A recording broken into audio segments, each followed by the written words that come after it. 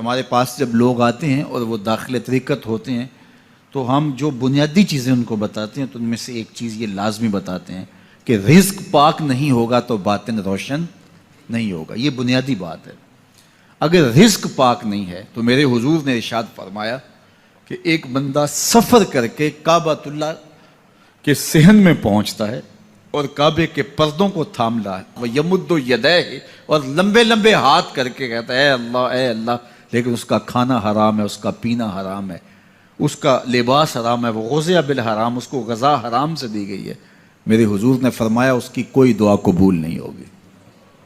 سفر کیا, جنگل پہاڑ کاٹے, سمندروں کو پاٹ کر کے آگے گیا, ہواؤں کے کلیجے چیر کے آگے بڑھا, مہینوں کی مسافتیں طے کر کے گیا اور کعبۃ اللہ کے سامنے کھڑا ہے, سین حرم میں مطاف میں کھڑا ہے, لیکن اس کا جسم حرام سے پلا ہے. اس نے جو پہنا ہے اس لباس کا تانا یا بانا حرام کا ہے, اس کو غذا حرام کی دی گئی ہے, اس نے پیا حرام کا ہے, اس نے کھایا حرام کا ہے, تو پھر اس کا یہ سارا سفر رائے گاں چلا جائے گا, اس کو کچھ نصیب نہیں ہوگا.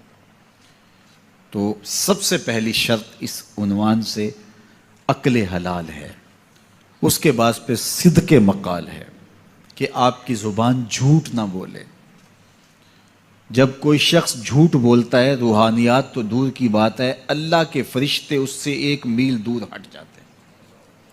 جب کوئی شخص جھوٹ بولتا ہے تو حدیث پاک میں آتا ہے اس کے منہ سے ایک خاص قسم کی بدبو نکلتی ہے. اس بدبو کو ہم نہیں سونگھ پاتے لیکن فرشتے سونگھ لیتے ہیں, چونکہ فرشتے انتہائی حساس مخلوق ہے, اور وہ جھوٹ کی وجہ سے نکلنے والی بدبو کو سونگھتے ہیں. اللہ نے حضرت امام اعظم امام ابو حنیفہ رضی اللہ تعالیٰ عنہ کو یہ بصیرت عطا کی تھی اور یہ باطنی نظر بخشی تھی کہ جب کوئی شخص وضو کرتا تھا تو اس کے وضو کے پانی سے پہچان لیتے تھے کہ یہ کس گناہ کا مجرم ہے. جب بندہ وضو کرتا ہے تو وضو سے ہاتھوں کے گناہ جھڑتے ہیں, منہ کے گناہ جھڑتے ہیں, تو وہ وضو کے پانی سے اس بات کو محسوس کرتے تھے.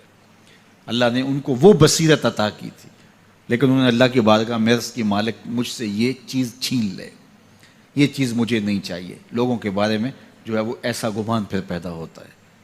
تو فرشتوں کو اللہ نے وہ حساس جو ہے وہ پاکیزہ وجود دیا, اور ان کی حس ایسی ہے کہ وہ بدبو جو انسان بولتا ہے اور لفظوں سے جو اثرات نکلتے ہیں وہ محسوس کرتے ہیں.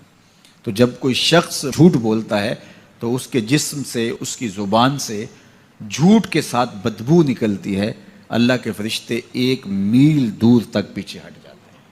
تو مجھے بتائیے, جو شخص جھوٹ بولتا ہو کیا اسے کوئی روحانی مرتبہ مل سکتا ہے؟ یہ سوچا بھی نہیں جا سکتا, یہ امکانات سے ہی نہیں ہے. اللہ کے محبوب علیہ السلام سے پوچھا گیا کہ حضور کوئی مسلمان, کوئی مومن کیا بزدل ہو سکتا ہے؟ فرمایا نہیں, وہ بہادر ہوتا ہے, لیکن ہو سکتا ہے کبھی اس سے بزدلی بھی سرزد ہو جائے. انسانی کمزوری ہے, کبھی انسان بہت طاقت میں ہوتا ہے